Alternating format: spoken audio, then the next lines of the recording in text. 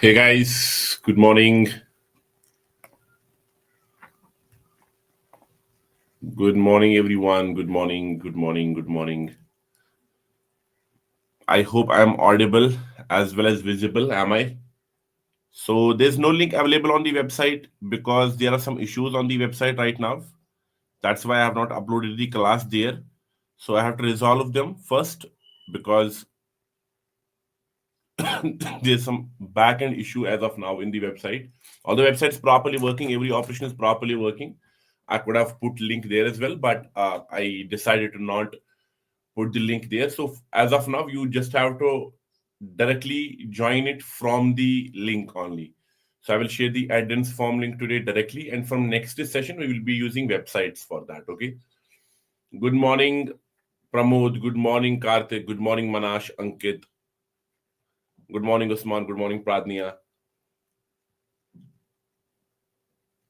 No issues, no issues, no issues. Please take care of yourself and have fun, okay? But make sure that once that fun is done, you will watch rest of the recordings, okay? Good morning, Sir Judai. Walaikum salam, Najm. Good morning, everyone. Good morning, good morning, good morning. So I can see students are joining. So we will be waiting 1 or 2 minutes for rest of the students to join. And in the meantime, let's set up the environment. And then accordingly, we are going to start our class.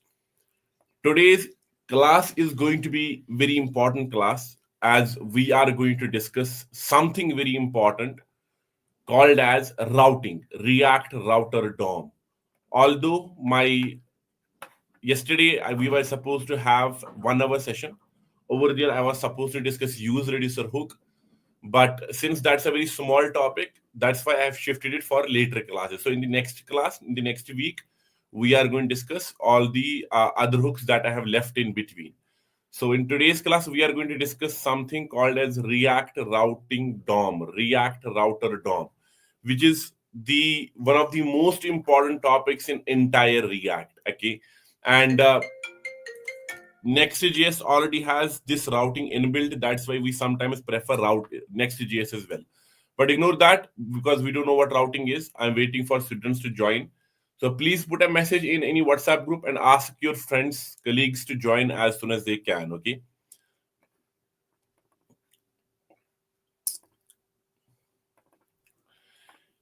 In our last class, we had a wonderful discussion around our forms. We discussed almost everything related to forms. We discussed what controlled components are, what uncontrolled components are. We discussed how we can define a normal handler which will handle all the controlled inputs. We defined a normal handler, only one handler which will define all the controlled components input fields properly. Then we discussed our refs as well, what refs are. We understood the different perspective of ref. Not we did not just link our refs with the input fields. We did not just link our refs with the forms, but we understood it from the perspective of DOM, from the perspective of React as well. And in refs, we then understood uncontrolled components. Then we also understood what parent forward refs are, and finally we also understood what use imperative handle is. So these were few of the very important topics which we discussed in our previous class. So I hope that there is no doubt that we have related to all of these things. Even if you have, this Thursday, note it down, 100% we will have a doubt session. There are few reasons for that because we are going to create groups in that session. So make sure everyone joins because we are going to, I'm going to divide at least 4 to 5 groups of 30 students who are very much serious. So Thursday's session, which will happen on Google Meet, over there you will be allowed to speak. We will have a proper formal conversation where we are supposed to create different groups only. Okay, and in those groups we will try to understand what different projects we can create and all those things. Okay, so that's what our plan is. So make sure you join on the Thursday, okay? And we are going to set our expectations on that meet. Good morning, Basu. Good morning, Shreyas. Good morning, Amit. Good morning, Payal, Anurag. Good morning, everyone. So shall we start our today's class, guys? Shall we start? Quickly, shall we start? Perfect. Let's start the class. See, If you guys remember, when we started our React, we started with a small discussion that was properties of React, right? And in one of the properties, we discussed whenever we talk about React web application, it supports component based architecture. Okay, let me remove this app.js and let me create a simple file here. And we all know that whenever whatever work we have done until now on a React web application doesn't doesn't matter how many components we created, but every single time it used to trigger a port number 3000, and you can see that local host to 3000. And on this web application there was too much content. Whatever content you can see, it is there, right? But if we all know how websites work, because we have explored hundreds and thousands of websites. For example, I will go on a website called as youtube.com, let's suppose. Okay, even though I know it's not a single page web application, but who cares, right? It does not matter. I am trying to make you something understand here. Let's suppose I will simply click on lamicons, and I know when I click on lamicons, this portion, it won't refresh the page. It is simply going to navigate a small component and change it, right? We understood that in one of the classes. But if you look closely over here, when I was initially on this YouTube, at that point of time, the URL inside my URL bar was youtube.com or localhost 3000, which means a home route, the domain route over there. But once I clicked on Lamicons over there, it did not just change it, this particular component, but it also changed the route as well. Do you understand what I'm trying to say? It changed a small route over here as well. And when that route was changed, it automatically came to new. This is the component that I have to actually display. So you go to any website over there, sorry, any component over here, it is actually changing a particular route. And based on a route over there, we are seeing our component, which means that we know that we are supposed to create React web application. But even we know that there is supposed to be a conditional rendering properly. We will render one component, then we will render another component, then another component based on a condition. That's absolutely correct. There's nothing wrong in that. We know that. And we can create a very big web application right now because we have concepts of conditional rendering. We have state. So we can alter the state with the help of which what we can do is we can actually display a component based on a condition, based on a button click. But that is old news. We have to find a new way so that we can actually navigate between one component to another component in a proper, efficient way. That to maintaining my single page application logic. You need to understand one thing. It does not matter what kind of coding you do in React. It does not matter how many external libraries you will use. There's only one thing that matters. You must make sure it's a single page application. React takes care of that. React will always create single page application. So it means now we have to create different routes over here as well. We have to design our web page in a way so that it will support different routing features. Not only that, for different routes, it will display different components, but making sure it still is a single page web application. I can see only 17 students here in the class, which is very bad. So taking a class for 70 students is something that we should not do. So I will put only one message, and then we are going to continue. Okay, allow me 1 minute only.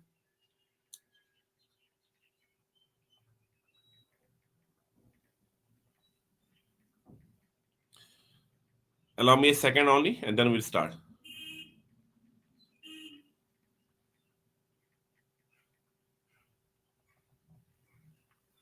Okay, let's start.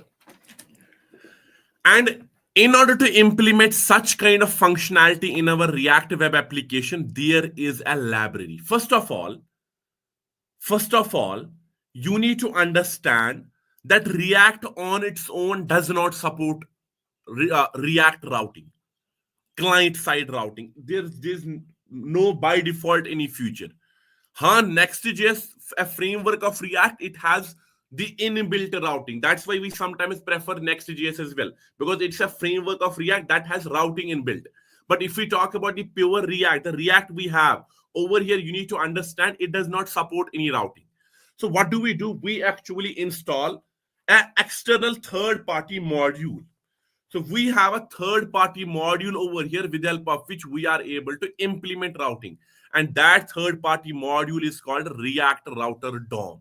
So what do? We have to install. It means even before we start working with React Router DOM, we must understand there's not like any functionality which I will directly import from React. It does not belong to React. But there's a third party module.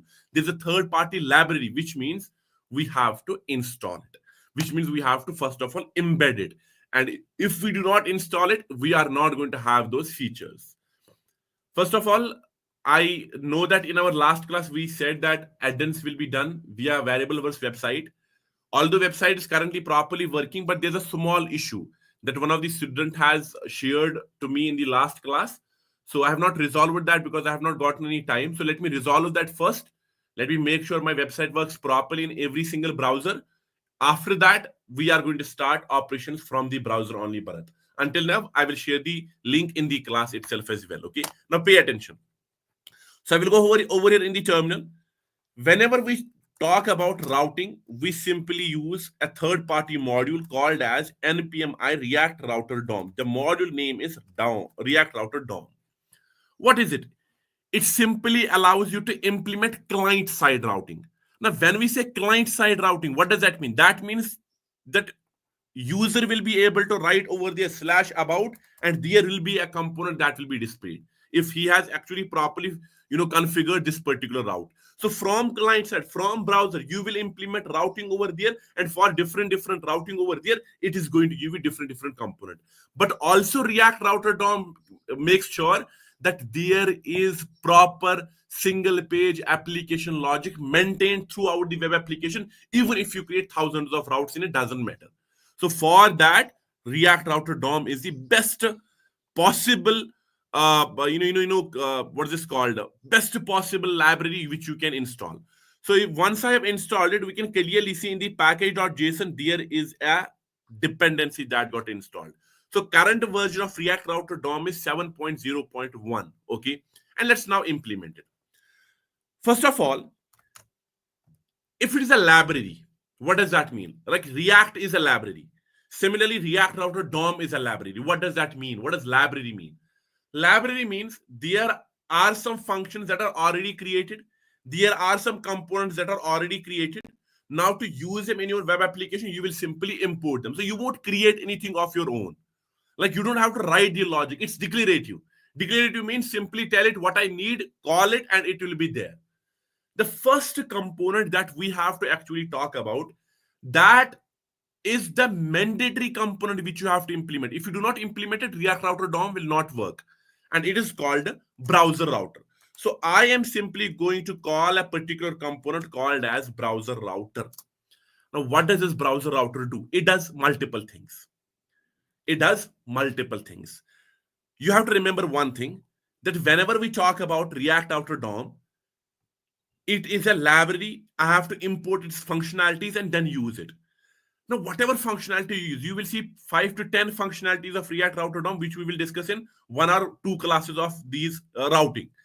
Whatever functionality you include, you must make sure, it's a very mandatory rule, it must be wrapped in browser router. So there's a browser router. You cannot write any logic of React Router DOM outside a browser router. So let's suppose there's a logic in React Router DOM called as adfer. So if you try to implement adfer, you cannot write adfer here. No. You have to write adfer in between of this browser router, then only it's going to work. If it is part of React Router DOM. So we can simply conclude over here, browser router is a main container, main parent of React Router DOM, which we have to implement in your web application. I hope that makes sense. Good morning, Adil. So it's a very mandatory thing to implement. It is necessary. Second thing, it uses browser's web API, browser's routing API, browser's navigation API to implement things, to make smooth transition. For example, when we talk about browser router, we will implement routing in it. Let's suppose I'm going to a website called as variableverse.com. Now, this is the website which we have for this entire YouTube channel, okay? Now, over here, let's suppose I will go on a page called as contact. Now, if you see, When I was on home, I was on my first domain, meaning their home domain, local domain. What is it called? Slash domain. The www.variableverse.com. The domain itself, home domain. When I go to contact, automatically you can see a route is changing. So I have configured this route in a way so that whenever slash contact is typed inside the URL, this is the component it's supposed to display. Similarly, when I click on who am I, at that point of time, you need to understand that the route that is configured over here is who am I. But the point that I'm trying to make you understand over here is that everything this you do, it must be wrapped in the browser router only. You cannot write a single logic outside of browser router that belongs to React Routing DOM. And by default, React Routing DOM is not in our React. Now see, I am routing in different components, but even though it is displaying different components in the output, do you see your web page getting refreshed over here? See, pay attention. When I click on contact, it is going to contact. Do you see web page getting refreshed? No. When I click on who am I, it changes the route, it displays a different component, and there's a big component that it actually displays over here. But the point that I'm trying to make you understand is that even though it displays a separate different component, it makes sure web page is not reloaded. It makes sure it's a single page web application. It follows the SPA pattern, single page application pattern. Am I clear? Am I clear what routing is? And that's why the main container that supports everything is the browser router. So I hope now browser router is very understood. And when I said that it uses browser's navigation API, this is what I mean. That let's suppose I'm on variableverse.com. Now over it, when I am on contact, then I go to who am I. Browser's navigation API means that these forward, backward buttons, even it maintains history from that as well. So when I click on backwards, it's a browser's feature, right? It's a browser's web API over here, browser's navigation API. When I click on this, it goes back to exactly where it was, which was contact. So browser router keeps track of it as well to manage things, to manage the history. So I can go backward again, I can go forward again. So browser routes has the access of all this navigation history of the browser as well. I hope browser router is completely understood. Moving forward. Now we have understood that browser router is the main culprit over here. It is the main parent which will maintain each and every single logic, and each and every logic of React Router DOM must be embedded inside this browser router. But now it's time to actually implement the logic. What are we looking at? We are looking at creating different routes, like slash contact, slash about, slash who am I, slash sign in, slash sign up, right? And all those routes, which means it's a group of route. In our web application, it's a group of route. In order to define a group of route over there, there's a component which we define from React Router DOM called as routes. And pay attention that it does not matter what kind of component I implement, they do not have the default meaning in React. They are being implemented only under one condition: when I import them from React Router DOM. If I do not import them from React Router DOM, they won't work. So it's very must thing that I have to import. I have a simple question: is this named import or default import? If you look at this import, is this default import or named import? Meanwhile, let's continue. Please put the answer in the chat. Now to define a single route over there, the component that we are actually using is route. So routes is a group of route. It behaves like a parent to the group of routes. Define a single route, we use route. Now this receives two arguments. Number one is the path. Path means that exactly the path that you want from the client side, what is that path? So when I say slash, what does slash route guys mean? Slash path mean? Slash path mean the domain itself. Localhost 3000 in this case. Or www.variableverse.com, the home route, it means slash. At that point of time, whenever anyone goes in this application on a path slash, I simply want to display an element. What is that element? Let's suppose create an h1 element which will say I am a home component. Now I have configured my slash path for this web application. I have told it whenever anyone goes to slash, at that point of time, display an h1 tag which says I am a home component. And if I go right now to my output, we can clearly see over here On the home, it says I am a home component. What does it say? I am a home component. If I go to slash contact, so when I go to slash co, it does not recognize this particular route because I have not configured this. So I have to configure this particular route to make it work. So for that, I will go and I will create one other route. So control C, control V, control V, control V. Let me create four. So second route is for about, let's suppose. Third route over here is for contact maybe. And fourth route over there is for, let's say, help. Something like this. For this, I'm going to say simply I am a about component. For this, I'm simply going to say I am a contact component. And for this, I'm simply going to say I am a help component. Done. Now, if I go to output, we can clearly see all these four routes are configured. And if I go to my web application, we can clearly see now on this slash, I am able to implement about, and it gives me a different component. I am able to implement a contact over here, and it gives me contact as well. And I am able to implement what was the another one, help, and it gives me the help component as well.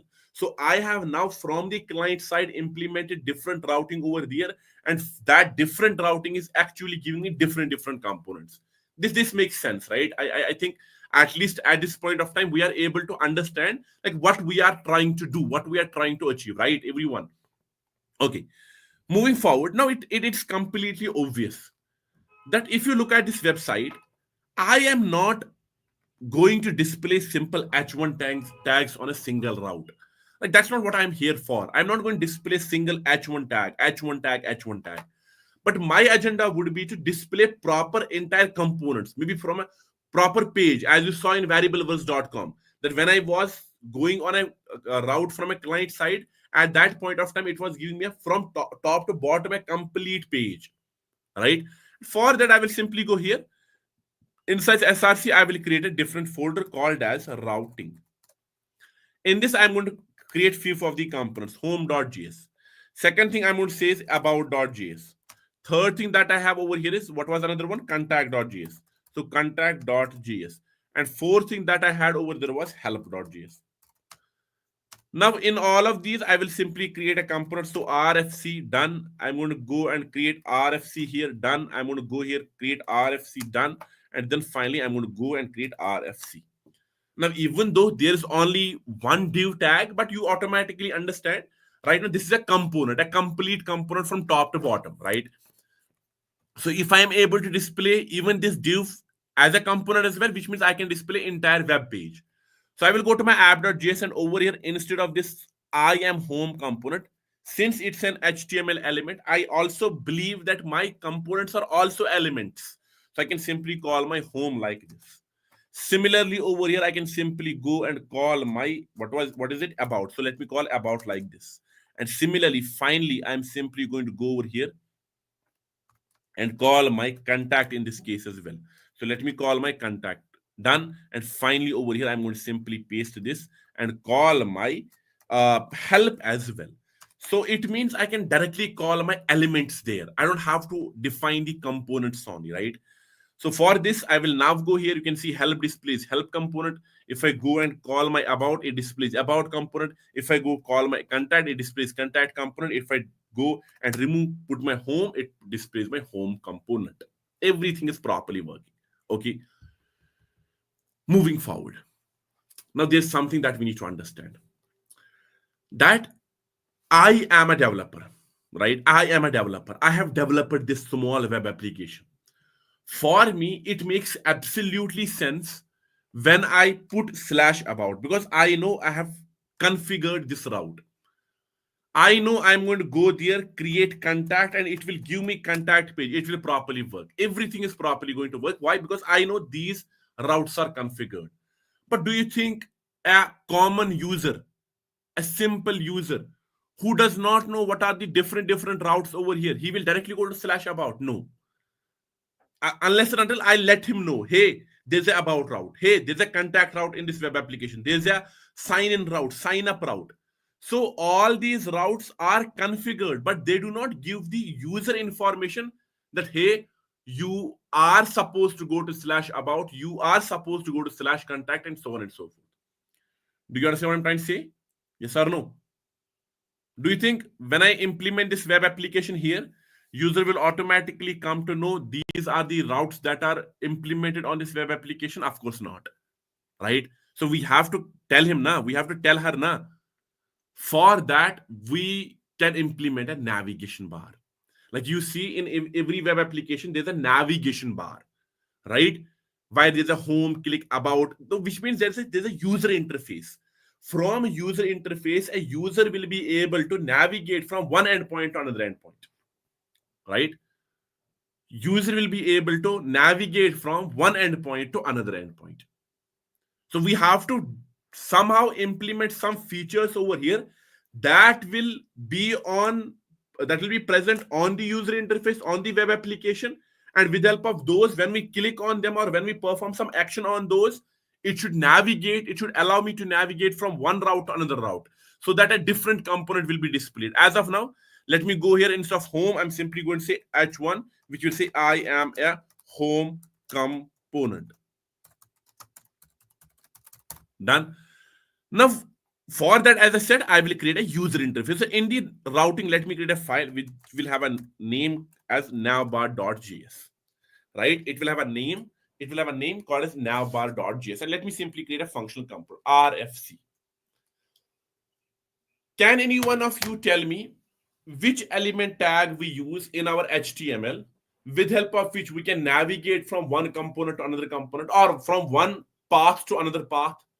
Do we have any such component inside our HTML? Any tag that will allow me? Very good. Yes, we have a link. And when we say link, what does that mean? That means an anchor tag, right? That means an anchor tag. I talked about HTML. I did not talk about React Router DOM or React. I talked about HTML. In HTML, there's an anchor tag, right? Anchor tag. So let's implement anchor tag. So I will simply go here, create a navigation bar, and inside navigation bar, I will create a list item. Inside a list item, I'm going to create an anchor tag, and which will refer to slash, and I'm simply going to tell it to home. Done. And finally, let me copy all of these links. So Control C, let me paste it multiple times. 4 times, because we have 4. And over it, I'm simply going to go and implement our about. And then I'm going to simply go here, create contact. And then over here, I'm going to go and create my, what was another one? Help. Now pay close attention, because this is something very interesting, very important. Like someone in the chat pasted, multiple students said link. Why did not say they anchor tag? Because I know what they were trying to say. They were trying to, mean over here. I will make you that understand actually. I have an anchor tag. Let me import it, because unless and until I don't import it, it won't be visible. So let me import my navbar in the app.js. Why have I imported in app.js, not in home.js, about.js, contact.js, hello.js? Because navbar is supposed to be linked with every single component. That's why I call it in app.js. So now if I go to my web application, we have a navigation bar everywhere, right? So if I go to my contact, or if I go to my about over here, we can clearly see navigation bar is present every single place. And does this navigation bar work? Let's see. So if I click on home, it takes me to home. If I click on about, it takes me to, why does it not take me to about? Because okay, I have not navigated this, I have not configured this. So about, and let's go here and say contact, and let's go here and say help. So let me configure these 4 routes. Now if I go to my web application, if I click on about, it takes me properly to about, it takes me properly to contact, it takes me properly to help. So it means that we have a way in HTML, with help of which what we can do is we can navigate from one route to another route. There's a proper way. And even this is the only way, trust me. Anchor tag is the only way inside our HTML, with help of which you can navigate from one component to another component. But React Router DOM says, no, don't use anchor tag. React Router DOM says, I will give you a component called as link component. There's no tag. That's not tag. That's a component. That's not an HTML element. It's a component, okay? But the question is, sir, we solved our problem. We solved our, navigation from the user interface perspective, the requirement, the problem that we were trying to solve. Then why is React Router DOM telling us to not use anchor tag directly, but use a link component? Because there's a reason. We know that whenever we talk about our web applications, when we design them using normal HTML and we don't implement our JavaScript with it, at that point of time, every component has a default nature. Yes or no? A default nature. And its own nature, how it behaves. This is what I mean. Let's suppose I will go here and I will create a component. Let's suppose I will create a counter.js. Okay. And in this counter, let me create a RFC. I will create a state quickly. So constant, I will go say count and comma set count. Please pay close attention because it's something very important. Is equals to use state. I don't know whether whatever I'm trying to make you understand, whether you're able to understand or not, but pay close attention quickly. So in this, I will simply create an h1 tag, and in this h1 tag, I will simply display my count, which is going to be my count. Done. And on the same h1, I will simply go have an on click event, and I will simply tell it whenever this click will be happening on this h1 tag, at that point of time, please update with count plus 1. Now in my app.js, let me simply, since I'm importing navbar, let's import our counter as well. Done. So I will go simply to the output, and if I refresh my page, it's 0. So when I click on this, you can clearly see every single time it's actually updating it with 1. So count is properly becoming 14 over a, so on and so forth. But when it's on home page, we can clearly see count is 0 because that's what the initial value of count is supposed to be. So I will simply go here, say 0, click on this 1, 2, 3, 4, 5, which means I have performed an application from the perspective of state, which means I have brought some changes in it. Now, when I have brought those changes over here, and this component is common in every single route that I have. So when I go to about, do you think it should refresh itself? It should start from the very beginning again. No, that's not what we want, because we have made a change in such, and I want it to maintain that change throughout the web application. Please make sure you like the video right now. I want to make sure that it should maintain the change. It should persist the value of the state between different re-renders. But right now, when I go to about, you can clearly see it's taking me to about, but it again is refreshing the entire state, which means it's reloading the web application. And is that what we actually want in React? No, because states are supposed to be stored between multiple re-renders. Even if it refreshes somehow, it should not change. It should not start from the very initial value. That's not what we want, right? So when I go to contact, let's make change over here. When I go to help, it again is refreshed. When I go to home, it again is refreshed. So it does not retain the value. And that's what the issue with anchor tag is. And that is the default nature of it. Now, how can we solve this? We can prevent the default nature of anchor tag. Of course, that's going to work. We can simply say a.prevent default, it will work. But React Router DOM says, why are you doing this much of work, this much of hard work? Instead of using anchor tag, I have already given you something. I've already given you a component that will take care of this particular problem. And that is called link. So I will simply call a link component of React Router DOM. You can see I've called a link component of React Router DOM. I will go call my link component here. I will go call my link component here. So every single place I am calling link. I am calling link. So the same anchor tag which was implemented there, I have replaced the anchor tag with a link tag. And remember, even though the attribute for anchor tag is href, for link component, it's a prop. It's not an attribute, it's a prop. Do we all agree that it's a prop, href as of now? But in this case, link, we have to. So it's a to. So to link component, there's a prop that we have to pass, which will behave like a href, and it's called to. It's a prop. Do we all agree that to is a prop, or it is a attribute, normal attribute that we put on HTML elements? What is it? Is a prop or normal HTML element? Attribute.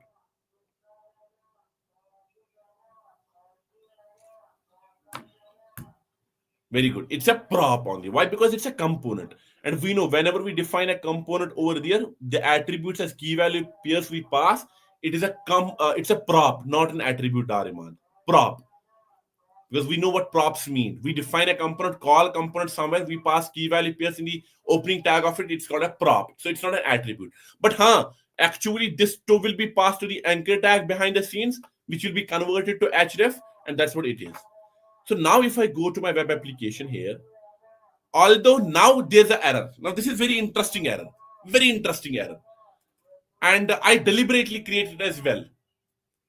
If you look at this error, I don't know what this error says. It says cannot destructure property, base name, and all those things. But what is this error actually trying to tell you? Do we all agree that this navbar component, now the coding that I have implemented inside this navbar component, is not pure React or pure HTML JavaScript, but it is a component from React Router DOM? Do we all agree with that? Yes or no? Do we all agree with that? Yes, right? We all agree it's a React Router DOM component. But if you look at this app.js, don't you think we are using our React Router DOM outside a browser router? And that was the first rule that we understood when we started React Router DOM. That no matter what you do, you cannot implement any React Router DOM logic outside a browser router. That's the error. So I will simply say Control X and implement the navbar here. Implement the navbar here. So it means now if I go, my application works. Do you understand the error that we had? So you need to understand when you implement navbar over here outside of this browser, it's absolutely okay. But if you look at this navbar logic, now internally it uses React Router DOM methods over here. And we know whenever we use React Router DOM methods and analogies, it means it has to be implemented in between of the browser router. So we cannot write it outside of the browser router. We have to go there and implement it like this. Okay, I hope this makes complete sense. Another very important point is when we implement our link attribute, link component, you think it's a link tag. It's not a link tag. If you go to inspect now, internally you will see each and every link component is nothing but actually an anchor tag. So it's an anchor tag that has a prevent default nature. So I'm still using anchor tag only. But the point is, it will navigate, it will perform its action, but it will prevent its default nature, which means it will prevent the refreshing part of the web application, the whole web application.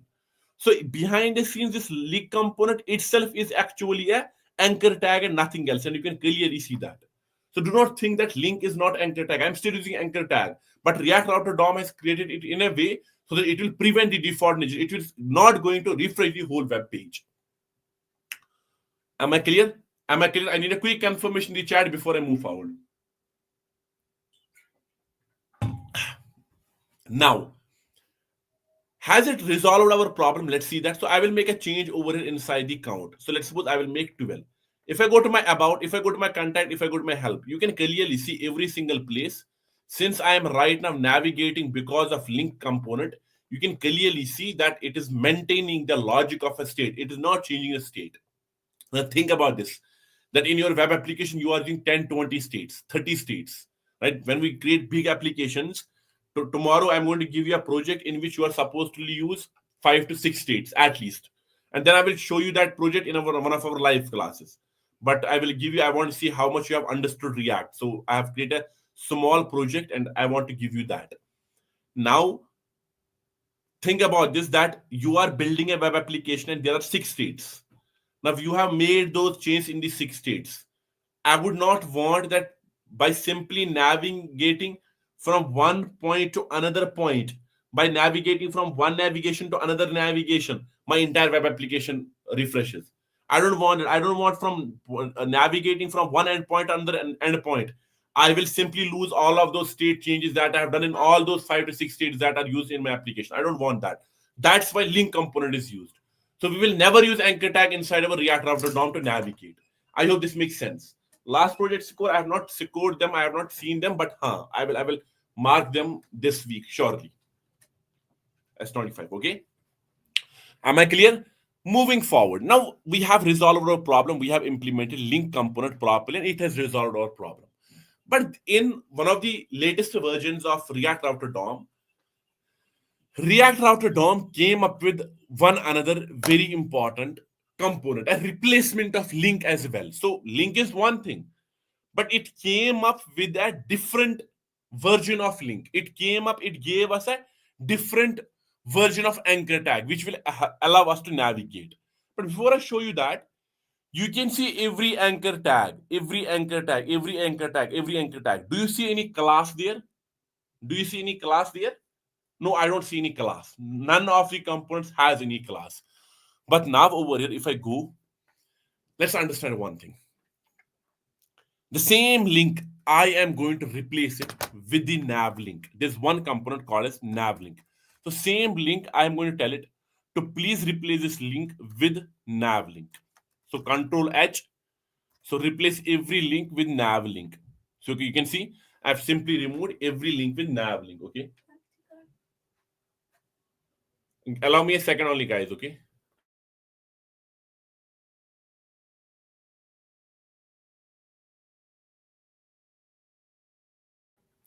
Nav link. But what is the difference between link and nav link? What's the difference between? And sometimes, although if you ask me, I don't use nav link, although it has a very good, very cool feature. But what is the difference? There's a very simple difference. The route every nav link holds, if that route is active. So right now we can see this nav link holds a slash route. This nav link holds a about route. This nav link holds a contact route. This nav link holds a help route. So every nav link, whatever route it holds, it associates to that particular route a class called as active automatically. That's the feature of nav link. This is what I mean. As of now, we can clearly see that right now the route that is active is slash. I'm on slash route, which means the component it actually points to is home. But what is the nav link that is active? At this point of time, the nav link that's active is this. To this anchor tag that is behind the scenes for this nav link, it is going to attach a class active to it. You can see class active. And no other anchor tag has the class active. So there is a class everywhere, class, but it's empty. But whatever nav link is active, whatever route and whatever nav link it belongs to, that particular nav link, that particular anchor tag has a class active associated with it. So that's the only difference between link and nav link. And even if I go right now to about, you can see right now class active is attached to the anchor tag that is home. Let me go to contact. So if I go to contact, which anchor tag is live? The anchor tag where to is pointed to slash contact. And we can clearly see now on the same time, my class active becomes the part of contact anchor tag. It is removed from the slash. So whatever route is active, to that route, it actually attaches a class active. Now the question that you might ask is, sir, okay, but what is the necessity of it? Why do we need this particular thing to implement logic on it, to implement CSS on it? Because it can give me a very extra important feature. I can style this active class that is going to allow me to implement proper CSS. Let me give you a small understanding of it. I have implemented in variable verse. So let me create variableverse.com. As of now, right now the route is slash, right? And you can see this home has a green background. Yes or no? But when I click on Mern, this Mern receives now green background. Although it's removed contact, now contact receives green background. Student receives green background, right? So on whatever route I am, that particular route is receiving the green background. So what I have done in this case, I have implemented nav link where I have designed class active. So whatever nav link is present, whatever nav link is active, to that since it attaches class active, I have told it to that particular nav bar component implement the background color green, light green in this case. This is what I mean. Let me close this. I hope you understood the functionality. I will create a file called as nav bar css. With this, we are going to start a new topic. Then I will come back to routing. CSS modules. Okay, and this is one of the coolest topic, one of the wonderful topic, and unfortunately, it gives me little bit of pain as well. There are only 22 students in the class. Trust me. And today is Sunday. Like I am not feeling well. I am not feeling well. I have a fever. I have a throat infection. I have a chest infection, and I'm still here because I wanted to cancel the class, but then I thought I only teach you on Saturday, Sunday. So I cannot cancel this class. Then you have to wait another week. So I'm here for you guys. And unfortunately, I don't see receiving the same respect in return. So that's something that should not happen. But kya kar sakte hain? There's no fees. So if there would have been a fees, I'm pretty much sure all the students would have been here. But since it is free, everyone takes fayda of free. And they don't care whether it's good or not. But They don't give the respect that the opposed party deserves. Okay, ignore that. As of now, in this particular navbar.css, I have implemented dot active class, and to this I will simply tell it for this give a background color which is light green or light gray. No, let's give light green. Okay, and maybe to this I will simply tell it implement one other thing. Let's say implement padding of 20 pixel. Although this is a very weird property, but I still will implement it to make the difference. That's it. Now I have implemented class active, but do you think on anywhere in such web application, and please reply in the chat, do you think I have implemented class active anywhere? I have created a single h1 tag or any other tag where I have implemented class active? Very good. Absolutely not, right? I have not done that. Now, what I will do is I will simply go to navbar.js, and over here I'm going to import. Whenever you have to import any CSS file, you have to import it with complete path and with complete extension and name as well. For example, if you see over here, I am importing a component. There's no .js mentioned. But whenever you import CSS, you have to mention .css file. Without any alias, you don't have to give it name. Directly import the file and it will implement it. So I am telling it import dot slash navbar dot css. And do you see anywhere I have implemented class active? Absolutely not. And yet, if I go to my web application, there is a component. Although padding is somehow that is not supportive over here. So let me remove the padding property. It is a very weird property. So let's remove it. Not is a very it's a very wonderful property. But you can clearly see as of now, this about has a background green. Why? Because that is the nav, that is the active, that is the route which is active. So automatically it means whatever nav bar is active, you can give a different style to it, which means you can make it unique over there. So whatever route is being active, since I have designed the class active, and it means that whenever I go to that route, it will add an active class to it. It automatically means I can implement a specific design to it. But we can define class name to different components manually. We can, but don't you think this automatically solves your problem? We can, and that's what we usually do as well, Karthik, right? And it's not about other components, it's about only the nav bar part of it. It's only about the anchor tag part of it, which means it's only about the nav bar. So you can clearly see over here, this nav bar, it's only about that. For another other rest of the web application, you have to define the classes manually. You have to define the classes properly and then implement proper style. Even in this case as well, we have to implement proper style, but the class active is automatically attached.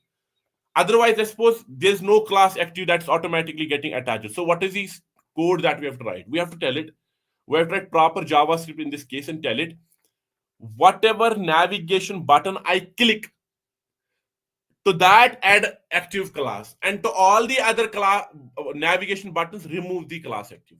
So this is a JavaScript that we are supposed to write, but it automatically does that. Do you understand the difference between link and nav link? Give me a quick confirmation. Give me a quick confirmation. With this, I'm going to pause the React Router DOM for a minute, and we are going to start a very important topic. I've not completed React Router DOM. There are a lot of topics in React Router DOM. I'm pretty much sure it's going to take next classes 1 hour as well. There's a concept that how do we implement CSS, since we have implemented first time CSS in our React. So it's very important for us to understand how do we implement CSS in our React web application. The answer is how we implement in normal files. That's the same answer, right? That's the same way we will implement. But there's a problem. Let me go here and let me simply go create a folder in such src, which will be CSS over here. In this, I will go create a file with the name of component1. Please pay attention. Then I will go create another file called as component2.js. Finally, I'm going to go here and write the CSS for it. So for component1, I will simply go say component1.css. Done. And for component 2, I'm going to go create component2.css. Okay. And this is going to be RFC. This is going to be my RFC. And this component 1 will have component 1.css, which means that's what I wanted to actually do as well. So it will have component 1.css, and this component 2.js will have import my dot slash component 2.css. So what I am trying to do over here is I am trying to dedicate a CSS file to its own component, which means my intention is very simple, that whatever code I will write over here from the HTML perspective, its CSS should be written only in component 1.css. Similarly, whatever user interface I will create here, its CSS should be written in component 2, and they should be dedicated to each other. So let's do that. Let me simply go here, and in this case, in component 1, I'm going to go and write h1 tag first of all.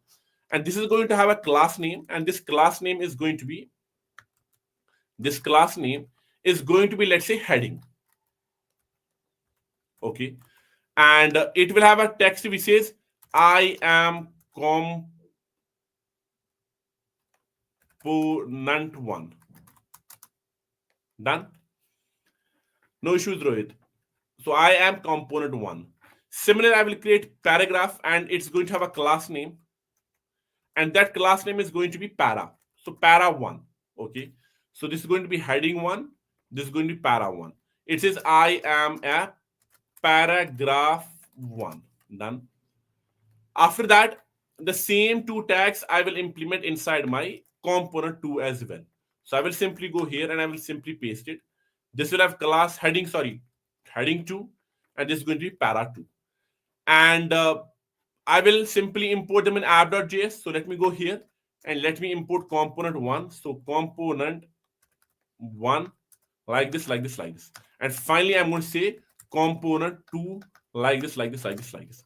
And if I try to see the output, you can clearly see there is I am component 1, I am component 1, I am component 1, I am paragraph 1, which means these both components are properly visible in the output. Very good. Let me go to component 2 quickly, and let me try to write component 2, and this is going to be paragraph 2. Now I have to design them, so I will go to component 1. And what are the classes that I have implemented? Heading 1 and paragraph 1. So that's what I'm going to do. So I will simply implement heading 1. And to this heading 1 class, I will simply go and implement my CSS. There is some small difference, so please pay attention. Let's say I will say simply background color is any other color, whatever I want to implement. Let's say it's going to be gray, or let's say green yellow, who cares. There's going to be a padding of 20 pixel, right? And then there's going to be the border, and this border radius or border, let's say it's going to be 2 pixel, solid and red. Similarly, for para 1, I will implement the design. So para 1, I will go implement the background color over there is equals to, as let's say, light coral, right? And then there's going to be padding of 15 pixel. And then finally, it's going to have the border as well, although let's leave border. Let's keep it only this much. And if I go right now to my output, we can clearly see that the component 1 has received its CSS properly, how it is supposed to receive it. So component 1 has the background color, which I implemented border radius and padding as well. This has background color and the padding properly as well. So there's no issues as of now. Now I will, for component 2, I will implement the CSS as well. So I will go right for this heading 2. So for heading 2, the background color over here is, let's suppose, aqua. Padding over here is 30 pixel. And then I will simply implement border radius instead of border. So let's say border radius is equals 20 pixel. Done. Finally, I will go here for my para 2 over here, which is for the paragraph 2 in the head component 2 dot font size equals 20 pixel. Let's say at that same time, background color is going to be equals to red, which means a little bit different from component 1's paragraph. And as of now, everything is implementing properly. Do we have any issues as of now? I think absolutely not. Everything is properly working. But issue, do you know what? Why does the issue come? The issue comes, let's suppose, for this component 2.js. You see heading 2, you see para 2. And I have implemented proper design over here for this, and we can clearly see there's a heading 2, para 2. But in component 2, if I write heading 1, and in this component 2, if I write para 1, according to the CSS which I have imported in it, component 2.css, have I designed heading 1 and para 1, guys? Have I designed heading 1 and para 1 in the file which is being imported in component 2.js? Give me a quick answer in the chat.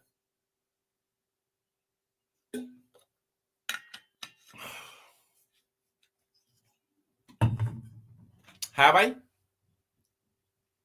No, I have not. Right? I have not implemented heading 2, heading 1 and heading para 1 in the component 2.js. So technically, there should be no style as of now. Technically, there should be no style. But if I go in the output, you can clearly see there's a style. Do you understand what I'm trying to say? You can clearly see there's a style problem right now that's happening. There's a conflict that's happening. Let's go in the component 2.js and inside this component 2.css, sorry, let me make this heading 1 and let me make this heading para 1 as well, which means component 1.cs has the same but different style. Component 2 has the same class but different style. And yet, even though there's a different style, there's a common style being shared in component 1 and component 2, which is a problem. Now, the first question is why? Why is this surgery happening? What's the issue here? Because this is not what I wanted. I wanted that component 1 that I am trying to create, it should have a component 1.css dedicated. Component 2.js, it should have a component 2.css. But as of now, if you clearly look, this CSS is being implemented on component 1 and component 2 as well. This is being implemented everywhere. So this is being nullified over here. This is not being implemented. Can I say right now? Let's leave the reason why part as of now for 2 seconds. Can we all agree with this? It means that if we want to have a dedicated CSS files to dedicated components, it means each and every single time we have to make sure that we will use different class names in every single component. Does it mean that somehow if we want to make it dedicated, in which means there's a conflict only if the same class names or same identifiers are being implemented, whether they are class names or IDs or any other style. But the point is, I cannot use same identifiers in both components. There's a conflict that's happening. Is this what it means, guys? Do we all agree with that?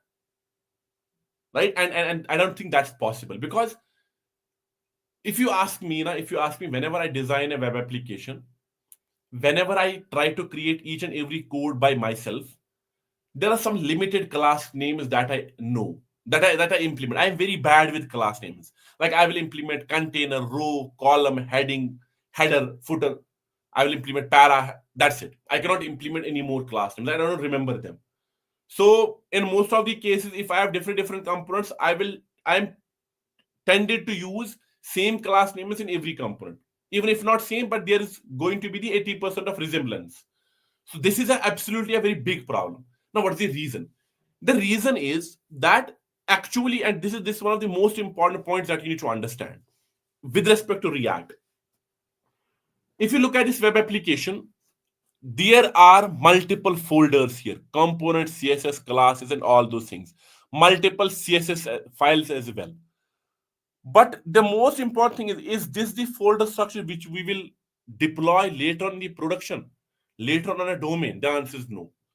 This is not the folders. This is not what we actually deploy for the final production. This is not what we actually have finally the outcome. No. We implement a single command on this folder. We implement npm run build. So when we say npm run build on your React project, when I click enter, it says I'm going to create a build, production build. And you can see as soon as I did that, there's a build folder that is being created.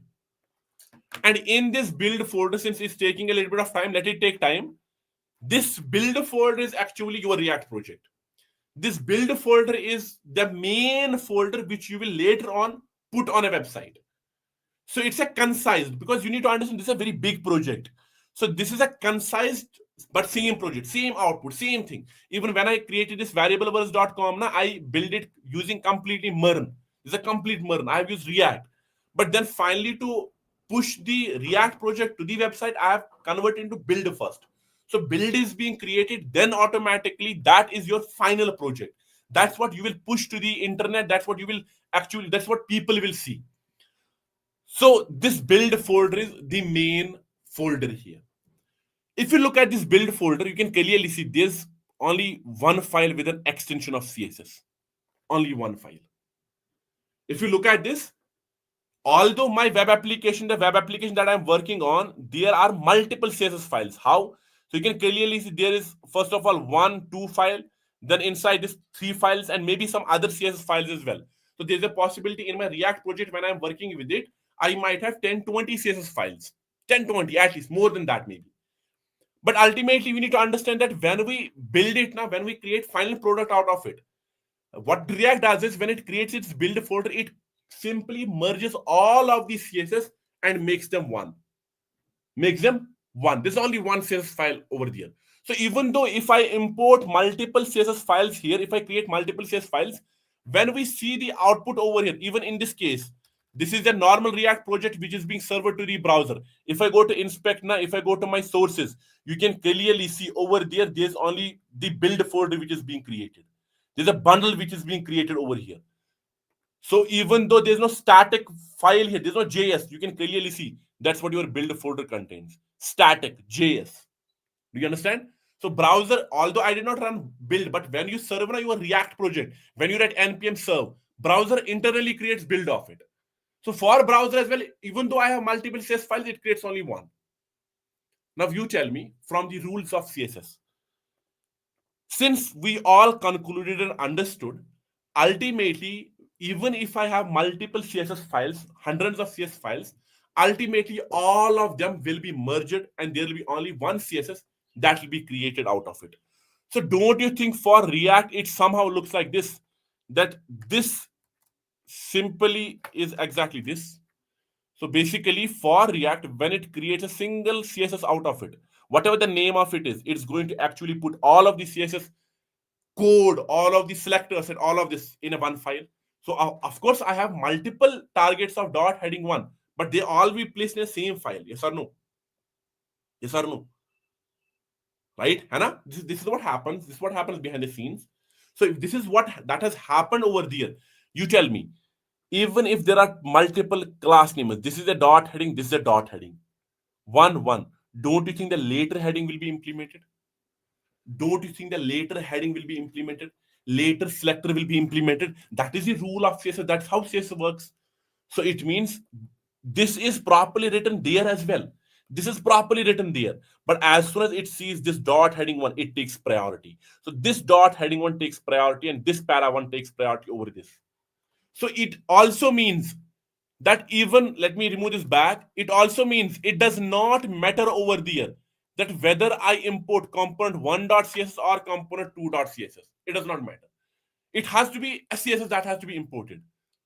And when you import component 1.css, it means import every bit of CSS, every single piece of CSS. It does not matter what file you import. Even if you don't import now your component 1.css, component 2.css anywhere, import in the main app.js, it will be implemented everywhere. Every class will be implemented. So CSS is singular there. There's a one file that's dedicated to it. That's why if I go to the output, even though it's a component 2, I have imported component 1. Now when I go to my output, you can clearly see that CSS is implemented. So it merges all of that CSS and that only CSS is implemented. I hope this makes sense. I hope you have understood the build part of our React web application. We have understood that ultimately it creates a production build of React web application. That's what we serve to our web application. That's what we serve later on to the internet. And when that happens, it merges all of this CSS and creates one file of it. And that's why we see same CSS everywhere. So if we understood that there's a problem, there must be a solution as well. If we understood that there's a problem, there is definitely going to be a solution for it.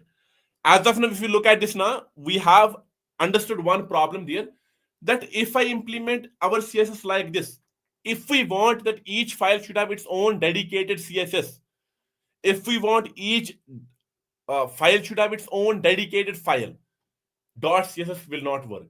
Even if we want it to work, then in that case, we have to make sure every single time every file contains different identifiers, different class names, which is of course a difficult task. That's why our solution comes into picture, and that solution is called CSS modules, not modular. Modules, or maybe it might have a name modular as well, who knows, but it's called CSS modules, and that's what we are going to discuss after 10 minutes break. So do not leave the class, sit here in the break as well. Make sure you like this video right now, you share it with your friends, and after this we are going to discuss something called as CSS modules, and a very important topic in React, because that's how we will implement CSS in most cases. So do not leave the class, stay here up till end. Stay here in the break as well. Don't leave. See you after 10 minutes. Bye, guys. See you.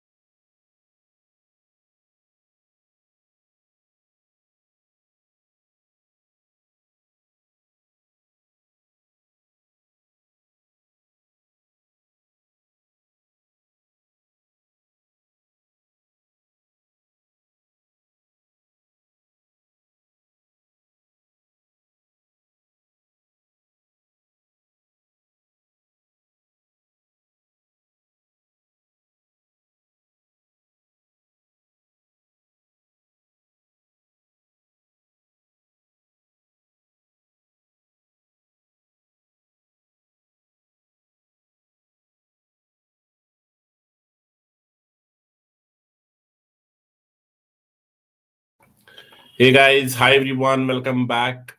I hope I'm audible and visible as well.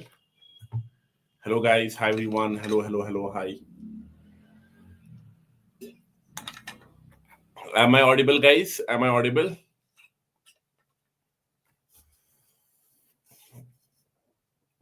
I think I should be audible, right? Hello Gaurav, hi Arka, hi everyone. Perfect, which means I'm audible. Great, okay. So let's continue. Let's try to understand at least this part called as CSS modules. Okay, we understood the problem. The before break we started to understand what problem we have when we try to implement CS. Although it's not a problem, but it can be a problem if our requirement is that we want dedicated CS for dedicated files. In that case, it's going to be a problem, right? For this, React gave us a solution as well.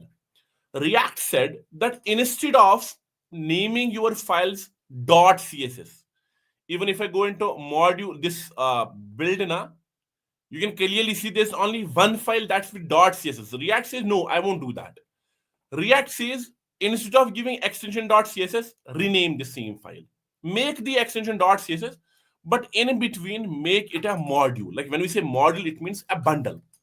Make the same file as module. So the same CS file, I have renamed it with component1.module.css. Or someone please search the internet whether it's modules.css or module, but I think it's module, so you don't have to search. So component1.module.css. Similarly, same second file, I will rename it with component2.module.css. Now, think about this. Now, it's not a normal CSS file, it's a module CSS, which means it will behave in a different way. Now, when we try to import our CSS files in this particular case, we won't directly import them as we import our normal CSS. It says that this time you have to import them with an alias, with a name. Okay. So I will simply go say import what? Import any name, give it any name, whatever you want. So I will give it import style from. From where? From component1 dot module dot css. So what I've done is I've simply given it a name right now. Now, when I said I can give it any name, it automatically means it's a default import, default export.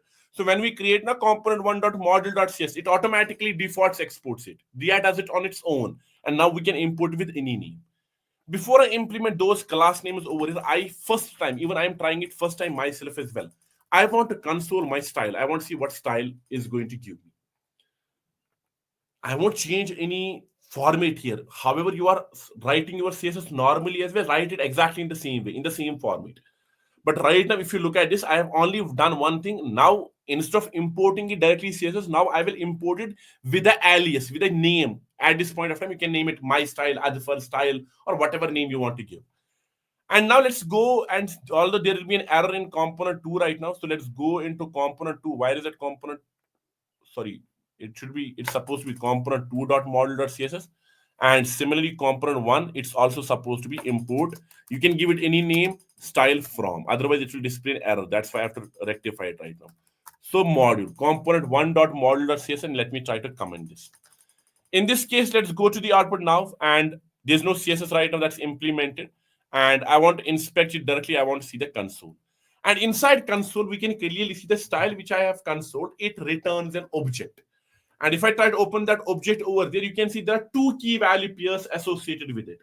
Number one is heading one, number two is para one, and it internally has implemented a different style, but it knows what it is doing. It knows what style I have to implement, which means that when we try to import this style over there, it is nothing but an object, which means that this property heading one becomes a key value one. This para one becomes the key value one of my style object. So, which means I can no longer implement class names directly, but I have to implement them using a proper object way. Since style is an object, so I write style dot heading one. Similarly, para1 is no longer para1 class. It will be imported with the help of style. Since style is an object, so style dot para1. Now the same thing can be implemented in component 2 as well. I will uncomment this. And now over here, I'm simply going to go, and instead of implementing my heading 1 directly, I will go write style 1 dot heading 1, or whatever the class name is. In this case, I will write my style 1. So let me go write style dot, what is it? It was para 1, I guess, right? Para 1. So now what I have done is I have actually converted my normal CSS into an object file. And React knows what it is doing. So internally, it will perform all the operations. It will convert into a proper CSS code. And it automatically means now class names won't directly be as strings. You must make them the object properties. And now if I go to my output, you can clearly see now in my output, proper dedicated CSS is implemented. Now, do you think our problem is resolved? Guys, do you think our problem is right now resolved? We found a way with help of which what we can do is our files can have a dedicated CSS implemented on them. So it's no longer that we have only one CSS file. We have multiple CSS files now. And that to every single file, we can give the same headings, we can give the same class name, the same identifiers, and it's properly going to work.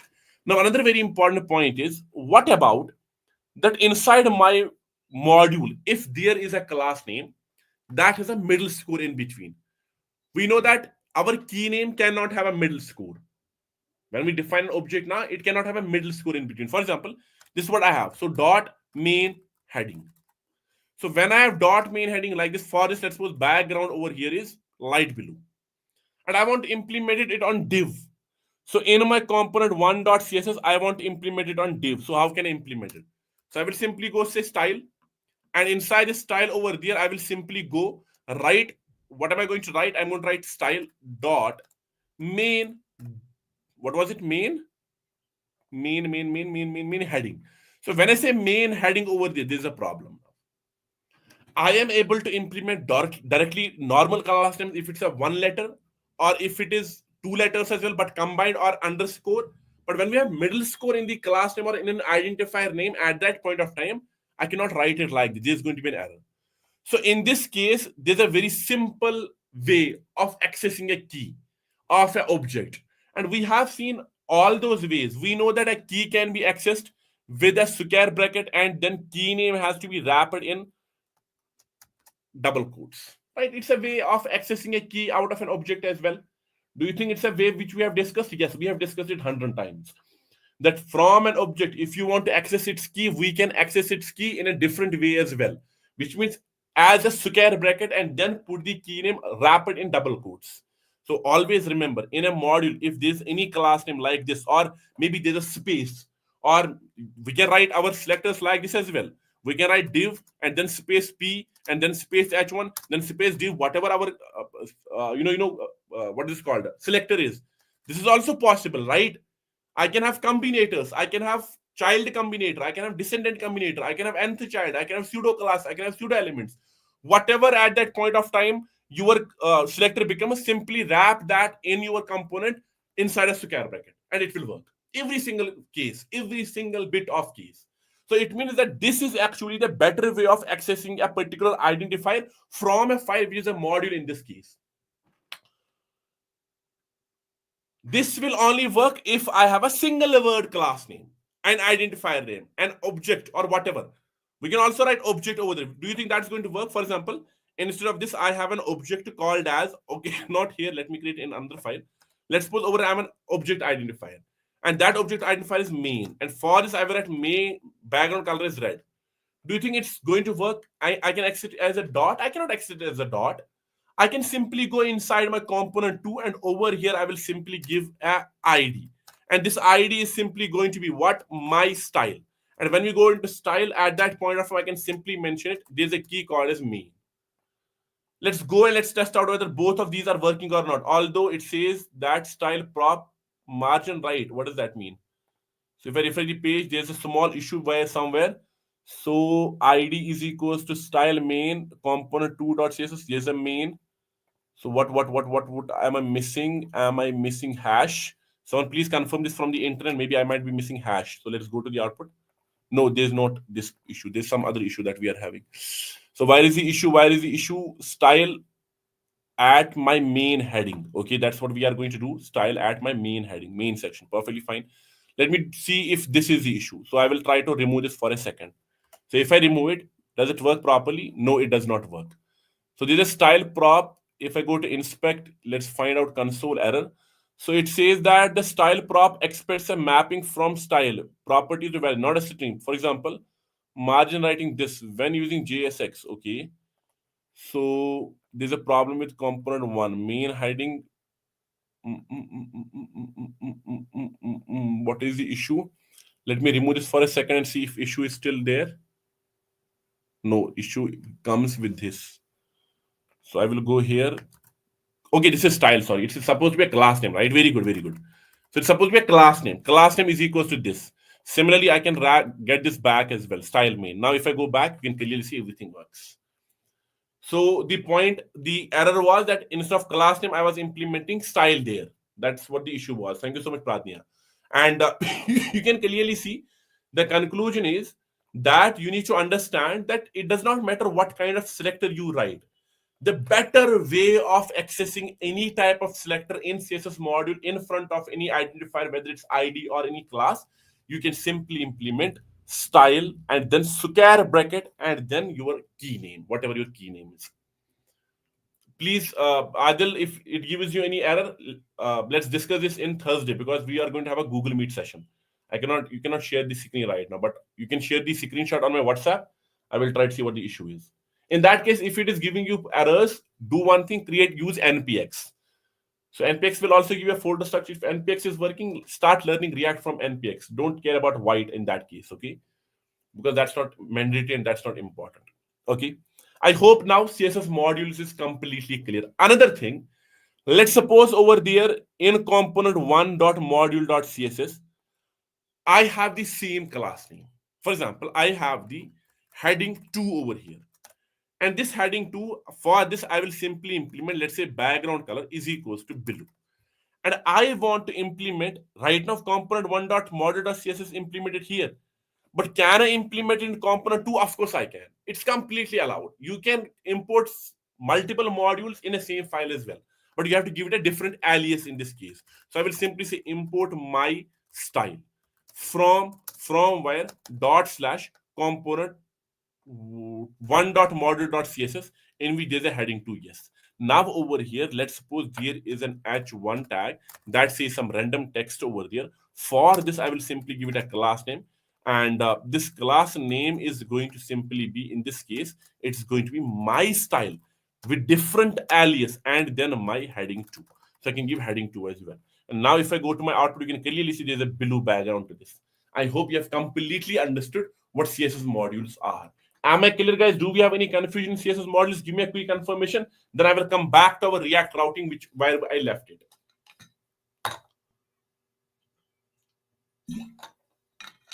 Everyone, give me a quick confirmation. Have we completely understood this? Perfect. Great. Okay. Moving a little bit forward, now let me go to app.js and I am going to remove these two components because I don't need them. It was just to make you understand. Even let me remove this counter as well. Let's have it purely our browser router. In browser router, we discussed 4 to 5 concepts. Number 1 was we discussed browser router, the main container. Number 2 was we discussed that everything that belongs to React Router DOM must be wrapped in browser router. Number 3 was routes. Number 4 was route. Number 5 was link. And number 6 was nav link. Now let's move a little bit forward. The concept that I'm about to teach you is one of the very important concepts. And I have implemented it in variable verse or every single project whenever I have worked on our React. And the concept name is dynamic routing. Okay, dynamic routing. For example, let me give a basic understanding of what dynamic routing actually means. As of now, I have a simple HTTP / localhost 3000.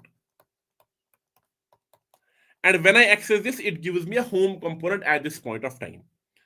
But let's suppose there's a route that I will create, which is users. And in this users, when I try to access this route, it gives me user 1 detail, user 2 detail, user 3 detail, user 4 detail, so on and so forth, right? n number of users. Then later on, I am looking for user 1, user 2, user 3, user 4, or user n, how many we have on an individual level.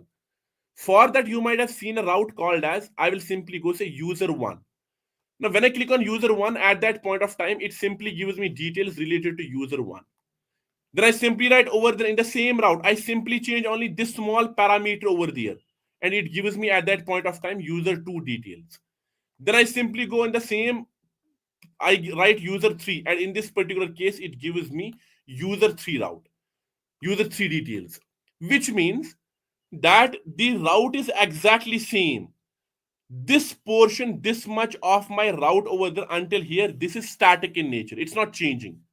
This is static in nature. But this param, it's called a param. This param over there, this parameter of this entire route is dynamic in nature. Now think about this. I will have, let's suppose, 100 users. User 1, user 2, user 3, user 4, user 5, and user 100, maybe. Do you think for all those 100 users, I will create 100 different routes?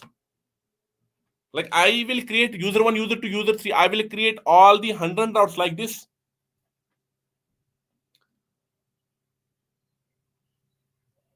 Absolutely not, right? Although I can, that's the default way, but it will take too much of time. It will make my code not readable, and it's not an efficient way.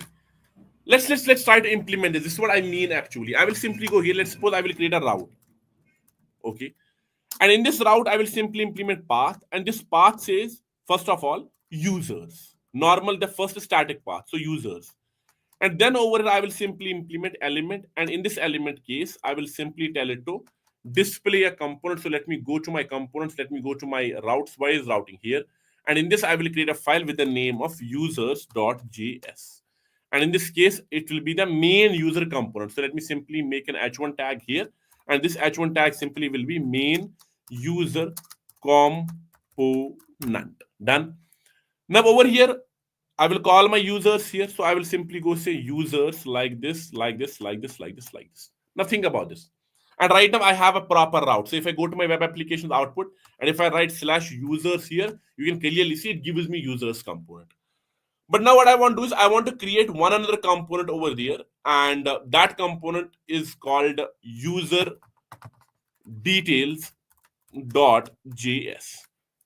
And I will create a component out of it, and it simply says at this point of time I have implemented use details, but who cares? Details, and then there's a paragraph tag, and this says I am Adfar Rashid. Okay, or instead of saying I am Adfar Rashid, I will simply say I am user one details, whatever it is, right? Now, if I have to create a route for it, so what am I going to do? I'm simply going to go inside the app.js. That's my main file, and in app.js, I will go and create the route. So let me simply go create a route, and in this route over there, I will implement path. Now, when I implement path, the first one is users, and this users part is very simple static path. Then I will simply go say user ID or user one, let's suppose. And in this case, I will simply go tell it that, hey, you have to display an element. And this element is simply going to be supposed to be user details, use details, like this, like this, like this. And right now, if I go to my web applications output, and if I write simply my user one, you can clearly see it gives me I am user one details, whatever those details are, right? Now, if I have to create the same thing, Control C, Control V, Control V, Control V, this is going to my user two, this is going to my user three, this is going to my user four. Okay. Now, each and every single time, it's going to display the same static output as well. So when I go to my user one, I will go to user two, it gives me the same output, user one details. When I go over here, user three, it gives me the same component as well. When I go to user four, it gives me same component as well. And I cannot go beyond that. I cannot write user five, user six, user six, user seven, eight, so on and so forth. Which means that in this entire all exercise that I have implemented, this particular portion is dynamic in nature. It is changing in nature. Do we all agree with that? That this small param over there is dynamic in nature. It is supposed to be changing, and it can take n number of values. It's not limited to user one to user two. Although we can limit it, but it is dynamic. It can take any value.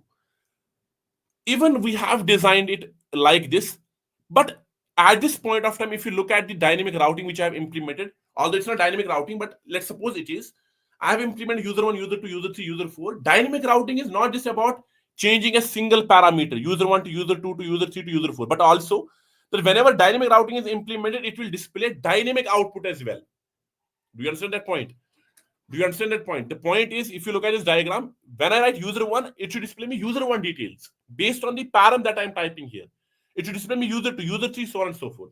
So dynamic routing is not just about changing a parameter and making it dynamic, but also on every different route, it should give me different output as well. It should give me different component as well. And that's what you see as well. If I go to, for example, if I give you an example. So let me simply go on this web page and I will simply write www.amazon.in, let's suppose. Okay. And in this, I will simply go, let's suppose, mobiles, right? And in this mobile phones, let me try to find see all details. Let me drag down. So see all results. Now see, when I see all results now, at this point of time, this is the parameter that we have. Let's go to page number second. So if I go to page number second, you will see now page 2 and rest of the things are same. So there's one small change that's happening in the dynamic route over here. So if I click on this, now page 3 is changing, here 3 is changing, and here 3 is changing. The rest of the path is exactly same. But also when we change that path now, automatically what it does, it gives us dynamic output as well. That's what dynamic routing is actually about. Dynamic routing is not about creating different dynamic param, but also giving dynamic output as well. So how do we do that? First of all, you don't need all of these. Let me remove this. I don't need all of this. In order to tell it that there's one route which is dynamic in nature, we put colon in front of it. So we will put colon in front of it and then give it any name. For example, ID. Or let's say user ID. So user ID. Or whatever you put in front of it, it will become a dynamic route. So I am telling it that there's a route which has a static path users, then there is a user ID which is dynamic in nature. You can give it any value and it will be string always. Remember that. And every single time when you access it, it is going to give you use details in the output. So if I right now go to my output over here and if I try to open this, you can clearly see right now when I click on user 4, it is giving me I am user 1 details. And every single time, doesn't matter what I put here, it is dynamic, it's properly working. If I go here, say even Adfar as well, it's properly working. Why? Because this particular route part, this particular param, according to the route that I have defined, is dynamic in nature. So you can see this part is dynamic in nature. Am I clear? So it can take any value. It can take any value. Even one thing very important, I will go into my output. Even if I write 1, 2, 3, 4, 5 now, although I am writing over here a number, but always remember the React client side routing will treat it as a string. So whatever you type over it, it's always a string. It's never a number. Even if you see 3 there, it's a string, not number. Okay, moving forward. Which means now, before this, if you go back to what we had, user 1, user 2, user 3, user 4, there are only 4 routes that were mapped, that were designed. But now I can have infinite number of routes over there that will support this, and it's dynamic in nature. After this, please try to understand this. There's one still problem here, that the component it's displaying, it's static still in nature. Isn't it? Yes, it's still static in nature. Because whatever route param I put here, if I write adfar here, in this case, it's giving me the same output. Doesn't matter how I change this, it's giving me static output, same output. Doesn't matter what I write over there, it's giving me static output, which we do not want. So I simply want that if I simply say user 1 here, at that point of time, it should display I am user 1 details. Then over I'm simply going to say user 2. When I say user 2, it should say I am user 2 details, which means I want dynamic output as well. If I write user 3, it should display me I am user 3 details. That's what it should do. For that, what is the idea? What is the design? What is the thing that we have to remember in our mind? What do we want? We want that whatever dynamic route we type over there, I should be able to display dynamic output based on that. But don't you think before we do that, there we have to find a way to read this dynamic route? Like I can tell it, hey, display I am user 3 details only if I'm able to understand what user has typed inside that URL. So I have to find a way to read this dynamic param. Read this dynamic param there. Do you understand what I'm trying to say? I should have a way of reading it now. For that, React Router DOM gives us a hook. And you will you will use it inside that component which is being displayed in that dynamic param. So in this case, use detail. So I will simply go use a hook. So let me simply say, let my, or let's say constant, my obj is equals to, there's a hook called as use params. Use params is a hook, okay, and it simply returns an object of key value pairs of dynamic params that are part of that URL when this component is displayed. So use parameters is a hook. It's not going to return like any random dynamic. No.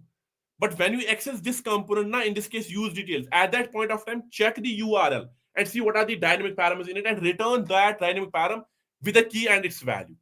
Let's try to console obj. So console.log and console.log my obj. And now if I simply go in the output and if I simply go and access not paste resource, but access my inspect and go to the console. If I go to console, we can clearly see there's an object in the console. If I access it, you can clearly see there's a key value pair called as, give me a second. Okay. So there is a key value pair called as user ID. But what is this user ID? Don't we guys remember that this user ID was the name of the dynamic param? If I make it ID, now we can clearly see when I make it ID, now the object name is ID is equal to this. So when this component's access at that point of time, there's only one route that is dynamic in nature, which is ID, and its value is user3. So if I write over the adfer, if I click enter, at that point of time, ID becomes adfer. If I go here, right, let's suppose user n. So if I write user n becomes ID. So it means we have found a way with help of which what we can do is we can read a dynamic param in a component in a URL that we have. And that is obj. Now, if I simply go say I am, instead of user1, I will simply say obj dot id because id is the name of that key. So don't we see right now? If I go in the output, now if I write user1 here, it is giving me dynamic output, user1. If I go write user2 over here, you can clearly see it gives me user2, I am user2 details. And if I go write user3, it gives me user3 details. So I am displaying a dynamic output based on dynamic input, based on dynamic param that's being implemented in my web application. Now we will say, sir, no, I'm not like this is becoming dynamic. I don't want that. I want that when I write user1 over it should display adfer1. When I write user1, it should display adfer Rashid age 26 and something like that. When I write user2, it should display me Ankit age this and whatever else. So that's what I want. For that conditional rendering, I can simply go, I can instead of obj, I will simply try to destructure it in id. Right? I can destructure in id. So let me control X and let me control remove this as well. What is this called? Okay. So let me remove this as well. Let me remove this as well. Now this is what I'm going to do. I can implement conditional rendering, right? I will say if my ID is equals to user1, then in that particular case, and please do one thing: display an h1 tag, and that h1 tag will display I am Adfar Rashid, and my age is 27. Similarly, I will simply go copy this Control C and let me go Control V, and I will simply say this user2, and at that point of time, my name is Mishra, Akash Mishra, and my age is 24, right? Something like this. And similarly, I can repeat the same task again and again based on the users that I have. So if the ID is user3, I am, let's suppose, over Ankit KR. So let me go and write Ankit KR, and my age is 25. So which means now we are able to read the dynamic param inside the URL. Now it's up to us, whatever coding, whatever design we want, based on that dynamic param, display this output. So I can create dynamic output now based on the conditional rendering. And we can clearly see since it's user1, it displays user1. So when I say user2, if I click enter, it displays me I am Akash Mishra. If I write user3, it gives me Ankit Kia. So I have implemented dynamic routing here. I hope this makes sense. Give me a quick confirmation in the chat whether we understood the things or not.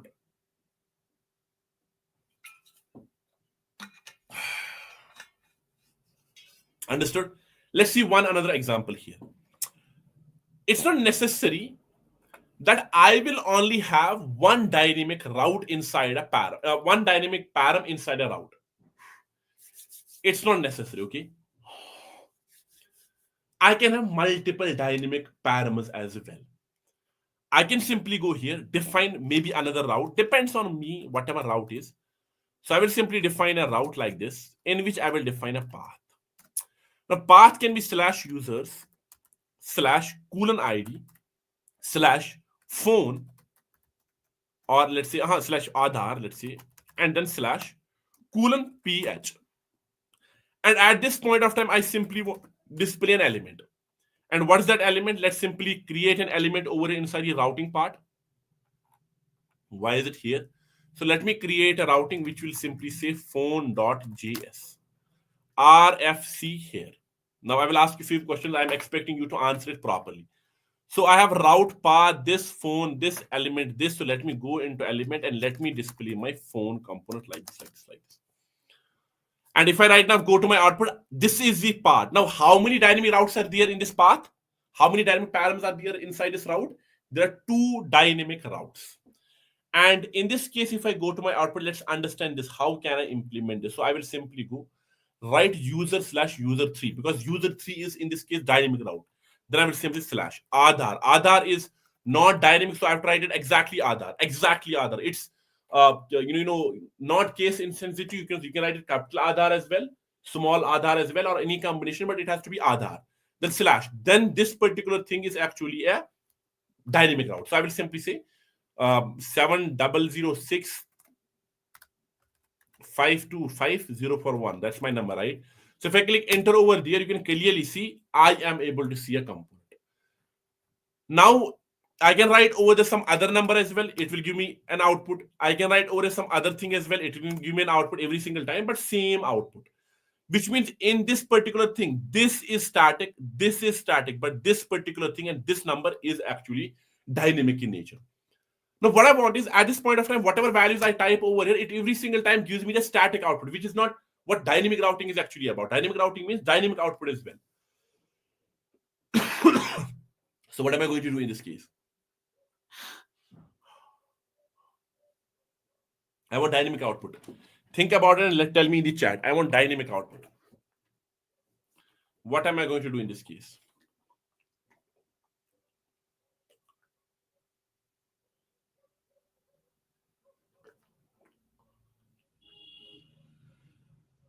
Come on, guys.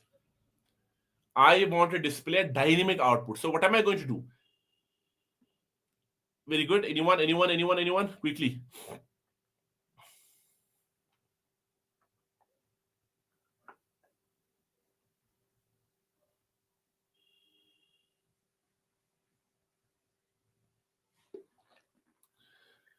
Anyone, guys? Anyone?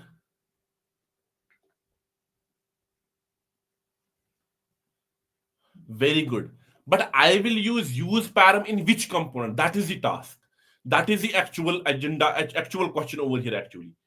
So I will use parameters because in order to display a dynamic output, we need to understand should be able to read this particular param and this particular param, both dynamic routes, both dynamic params. And if I'm able to read that, I can implement conditional rendering that if my ID is this and phone is this, then do this, and so on and so forth. But the most important point is I should be able to read it. But in which component? In the component which is being displayed here. So I will simply go in the phone component over here, and inside this phone component, I will use the use parameter. The question was, I want to display dynamic output. So now I will simply let obj is equals to, and I will simply implement a hook called as use params. Now, when we say use parameters, let me try to say console.log obj. What does these two lines of code mean? It means whenever this component is displayed at any point of time, at that point of time, go to its URL, go to its client side route, and see at that point of time in that entire route over there, what are the dynamic routes, and give me them in an object, return me them in an object as a key value pairs. So I will simply go here in this case, and you can clearly see at this point of time there are two dynamic routes, because based on that you can clearly see in app.js as well I have implemented two dynamic routes, id and ph, and we can clearly see the same as well, id and ph. Id value is dfd, ph is gddf. I don't know why. So let me make it user one, and let's go here and let's simply write phone as one. So if I click enter, you can clearly see I am being returned with an object. Now, since I know what the dynamic params at that point of time is, I know the values of both, I can now simply implement the dynamic conditional rendering as well. I can simply go here. I can simply go to my phone and I will simply implement it like this. And let me try to destructure them, since now I know the values are id and ph. So I have destructured them, and let me control X this. Now over here, I will simply implement what my that if my id is equals to user one. Okay, then and if my ph is equals to, let's say, 7006, let's keep it only this much, then at that point of time, and if both of these are true, then in that case display an h1 tag. And in this h1 tag, there's a small issue. Yes, there's a small issue, which is this curly brace, so I have to implement this round bracket. In this case, implement a h1 tag where you will simply say I am Adfar Roshi, and my phone number is 7006525041. Then finally, I can repeat the same task again. Then what? Another one. Maybe if id is equals to user two. Then in that case, and check also in that ph if it is equals to in this case, let's say 6007. Then in that case, please go and test and then go there and make it to return in that case h1. That will say I am Adil Rathar, and my phone number is what is my phone number? 7006123456.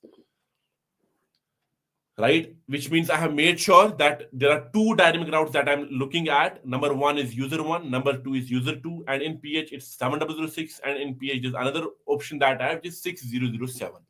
And now I can simply go here to my output and I can simply implement user one, then simply slash, and what am I going to do? I'm simply going to say 7006. Now, when I click on 7006, click enter, you can clearly see it says I am Adfar Rashid and my phone number is this. If I go into this, I will simply say user 2, and then I will simply say 6007, and then I will simply click enter. It says I am Adil Rathar.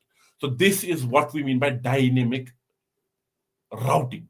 Dynamic routing plays a very important role. You might have seen dynamic routing in every single case. You explore different websites, right?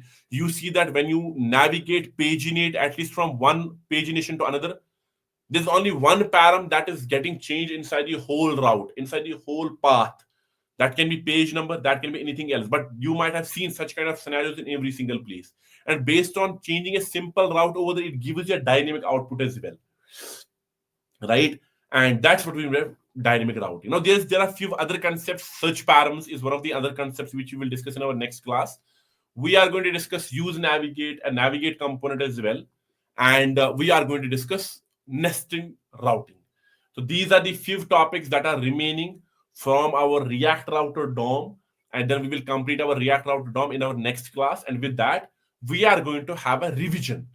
We are not going to move forward with rest of the topics because I'm pretty much sure there are a lot of students who are struggling with understanding, connecting the dots. So there are a lot of things which we have discussed.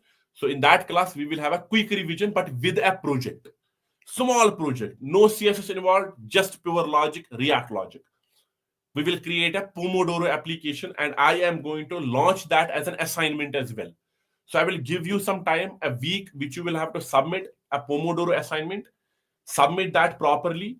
And once you submit it, after that, in our next week, not Friday, we will not have a class on Friday, but on next week, Saturday, 10 a.m. to 12 p.m. during the morning, we will have our session in the morning itself. And over there, we are going to complete the remaining topics of our React Router DOM, and then we will start with that project. So make sure you join that class. And also, allow me a minute and let me share the attendance link so that you can share the attendance. And also in our next class, we will always join our classes from the website only, okay? For attendance purposes. You can use the link directly as well, but for attendance purposes, you have to join it from there. There are some issues in my web application as of now, although very minute issues, which I will resolve most probably in this week.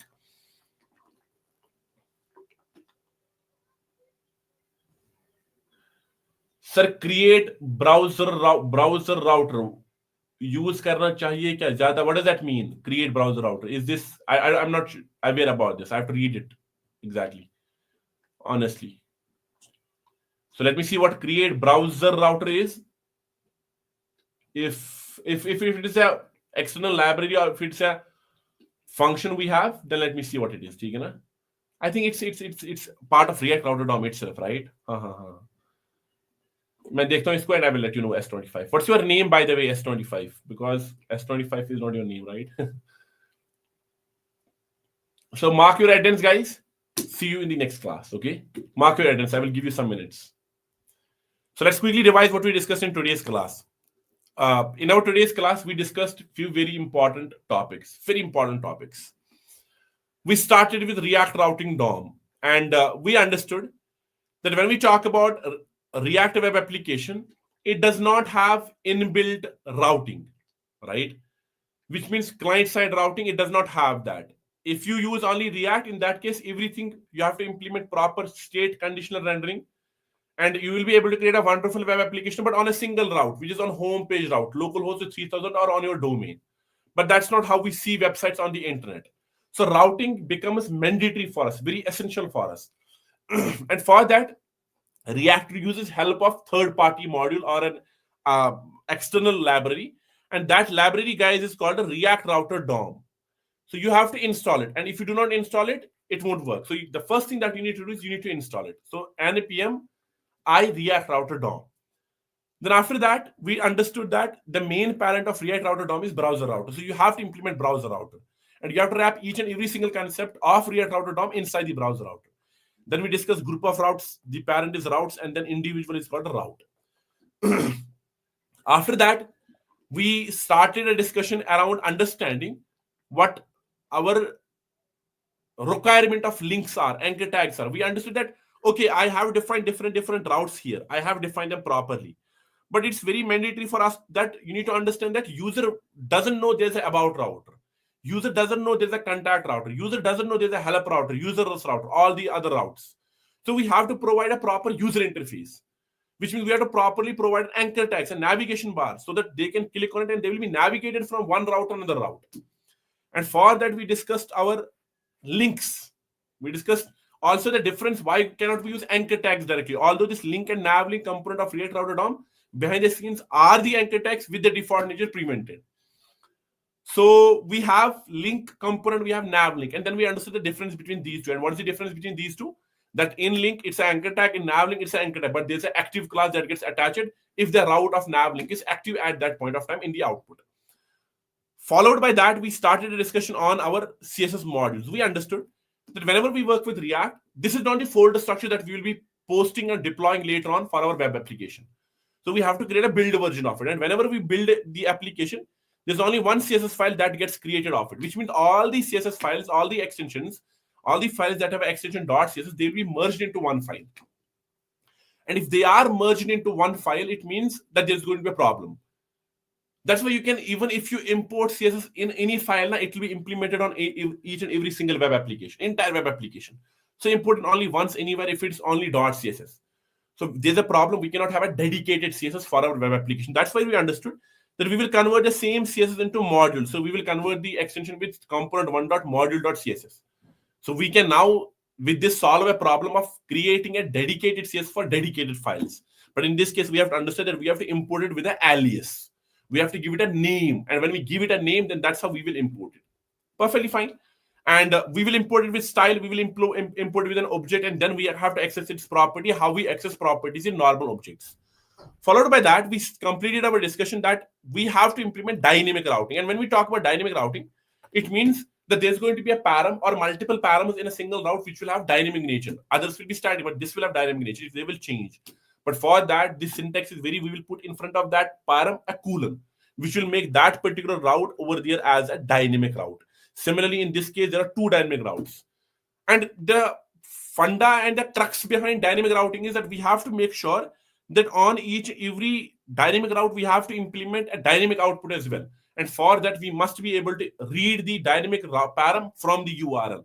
And for that, we have discussed one of the very important hooks And remember, if you pay close attention over here now, that the hook that we actually have over it, it's imported from React Router DOM. So it's not a React hook. It's a hook of React Router DOM. Use params, a hook of React Router DOM.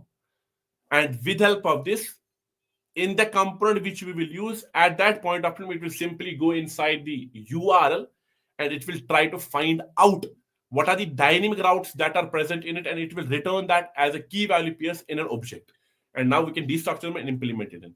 So this is what we discussed in our next class. We'll complete the rest of the topics of React Router DOM. I hope you have enjoyed the session. Please, I request all of you, all the serious students, once this class ends, share this video with your friends and family, whoever needs it. And also, please and please put a valuable comment. You don't do that. There are only 4 comments on our last class. So please make sure that you put a valuable comment, share your feedback. And thank you so much, guys. Bye, everyone. Have a great week ahead. We will connect on Thursday and we will create groups only over there, okay? See you guys. Bye. Thank you so much. Bye, everyone. Bye. Have a great week ahead. Bye.